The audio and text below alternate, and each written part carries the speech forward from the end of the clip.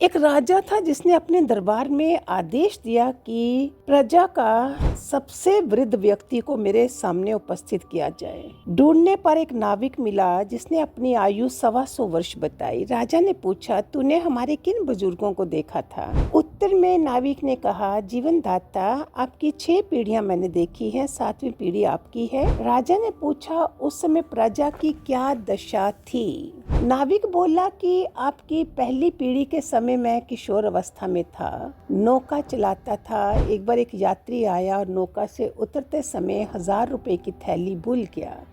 उन दिनों 1000 रुपया भी कितना होता था। मैंने उसे संभाल कर रख ली।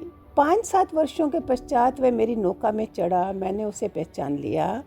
मैंने पूछा कि वह कुछ समय पूर्व कुछ भूल गया था तो तत्काल बताया। तब मैंने उसकी थैली उसे वापस लाकर दे दी। उस थैली में से उसने कुछ प्रसन्नता पूर्व कुछ रुपए देने चाहे, परंतु मैंने रुपए नहीं लिए।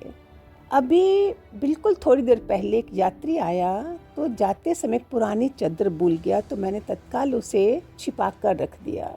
कुछ समय वापस आकर पूछने लगा, किंतु मैं झूठ बोलकर मुकर गया। अब आप तुलना कीजिए कि आपकी प्रथम पीढ़ी और वर्तमान समय में क्या अंतर है। इससे होता है कि यथा राजा तथा प्रजा। जो शासक था, राजा जालिम है तो उस समय दुर्भिक्ष, रोग आदि फैल जाते हैं और प्रजा भी दुखी होती है। रावण ने अपराध किए तो सारी लंका नगरी नष्ट हो गई।